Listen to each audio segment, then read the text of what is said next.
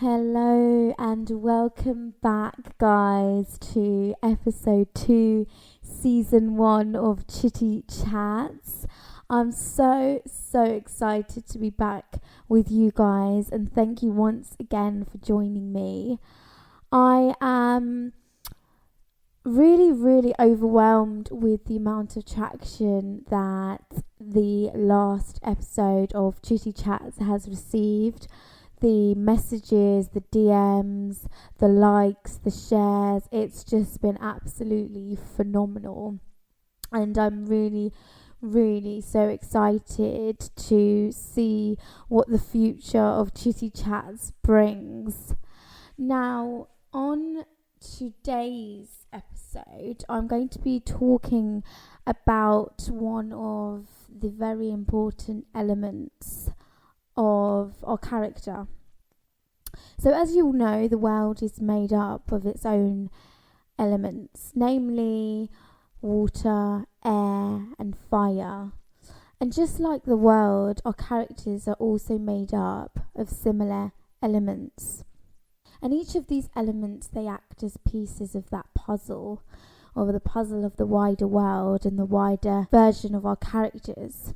And once we're able to source these pieces and apply them to the relevant parts of our lives, is when we can then continue our lives in a more fulfilled way, thus presenting to the world our well-rounded selves. Now, one of the elements of our characters that I'm specifically talking about in this episode is gratitude, and this is what today's episode is going to be centered around.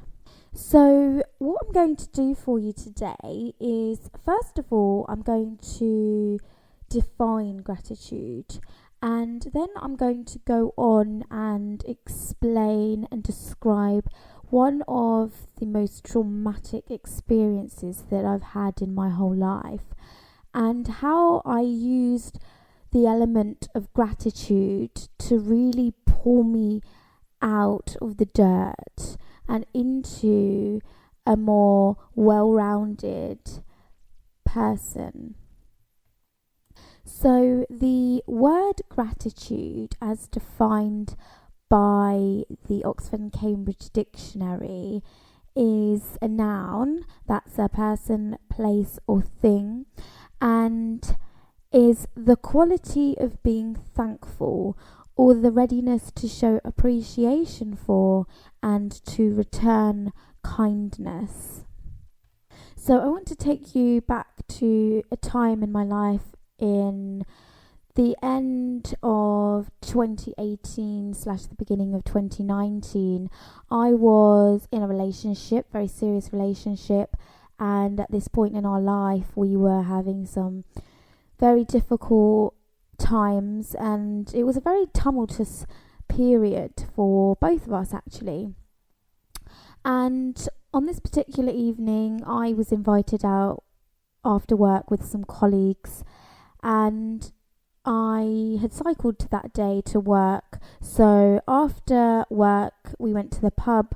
I took my bicycle to the pub, and because I was avoiding going home so much, I decided to stay out as long as I could. And by doing that, of course, I had plenty of alcohol, and by the end of the night I was absolutely paralytic. So, not thinking straight, I decided to hop on my bike and ride home. Well, on my journey, on my travels, I had a bicycle accident where I fell off of my bike, and actually the accident was so bad I knocked out my front tooth and several of my other teeth were chipped. And in that moment I had lost my identity, just that piece of what makes me me was no longer there. So after the incident, everything really happened so quickly, and I was lucky enough that there were pedestrians passing during my accident who were the ones to call the ambulance, and I was rushed to hospital immediately with the bicycle in the back. And I think the biggest thing for me was the embarrassment and the shame of what I had done, and I could not really face my family.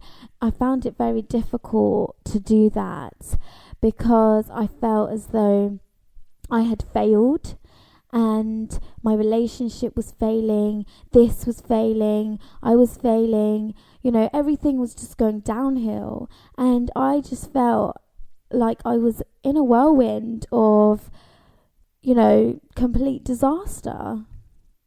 So my next challenge after this was seeing my parents face to face, and the first thing that my parents said was, "Let me see." And of course I did not look like me anymore. My face was grazed and swollen, my tooth was out, my confidence was knocked, I couldn't even make eye contact, so everything was very much up in the air. And my parents immediately booked me a flight to Croatia to go to Dentum, which is a well-known dentistry out in Zagreb in Croatia. And they looked after me very well. They had accommodation sorted, and I had an implant done. And throughout this whole experience, it really shaped my outlook on life and reinforced the importance of things that maybe I took for granted and didn't show as much gratitude as I should have.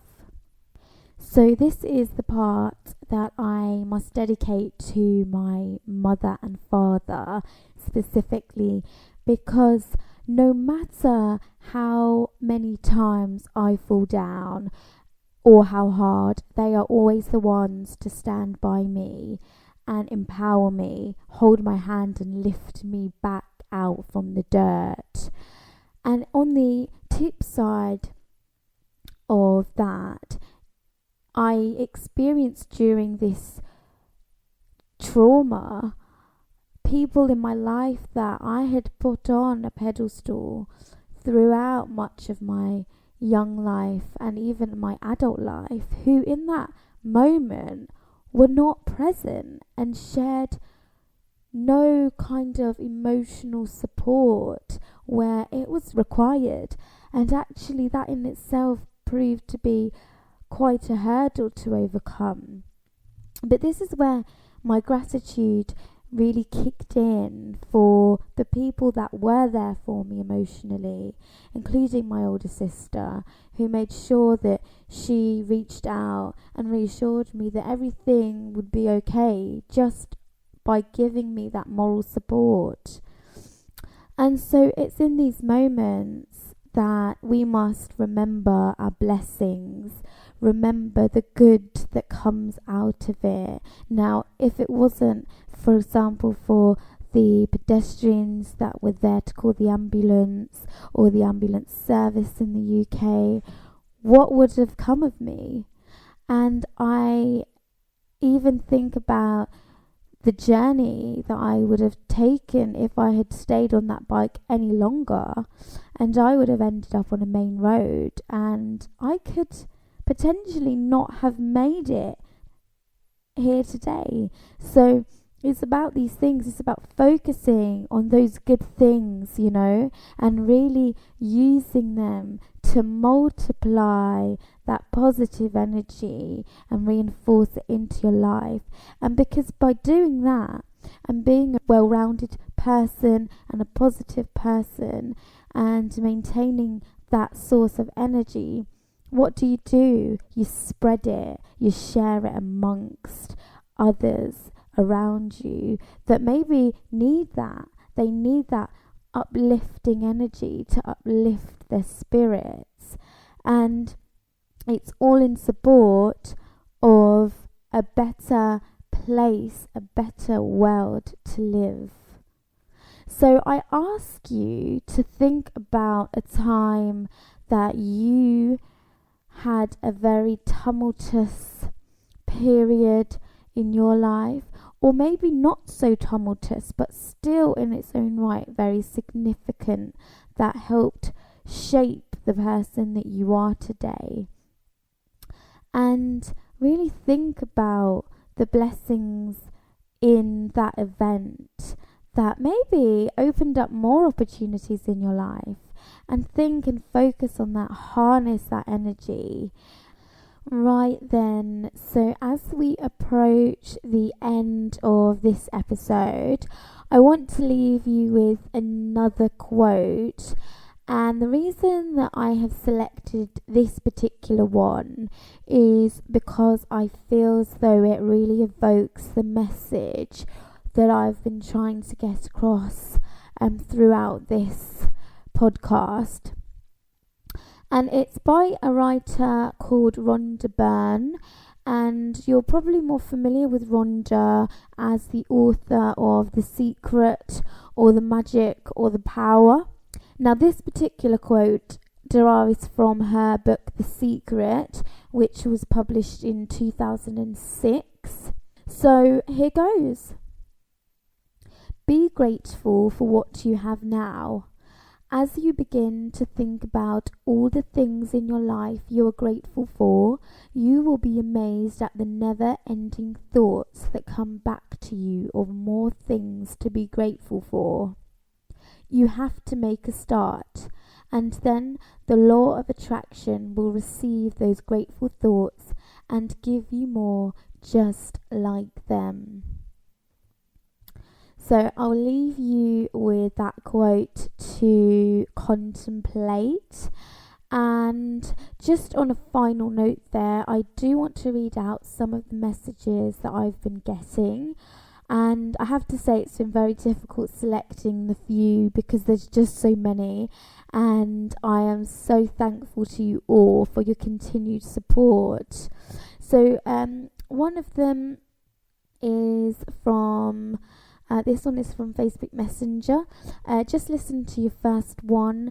Think I'm going to enjoy listening. I've always seen you to be quite a deep and emphatic person. I think you're going to do great things with this and touch many people. Can't wait for the next one. When is it going to be? Oh, that's just so touching. I love that. Thank you. And the next one's right now, but in future going forward, I'm aiming to do this every Monday, GMT time. So another message I have received is, hey, just want to say proud of you starting your podcast. Keep reaching for the stars, beautiful. Oh, that's so lovely. Thank you. And I've subscribed, so that's always a really good one. And the final one is, just had a listen. You definitely have the voice for a podcast. Good going. I heard that quote from a movie before, but not sure who actually wrote that quote. Subscribed. Thank you so much. That's lovely. And on a final note there, I just want to give a shout out to my Instagram friend who has been telling me of the deadly fires out in Australia's south coast. He's actually spent his last weekend at his friend's to wet everything down in the house and set up pumps to spray waters everywhere. Apparently there are firemen and helicopters dropping down water in that area in addition to this.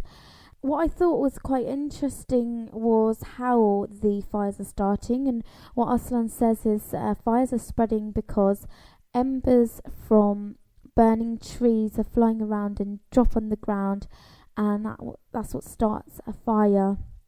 I just want to say that our thoughts and our prayers are with you guys.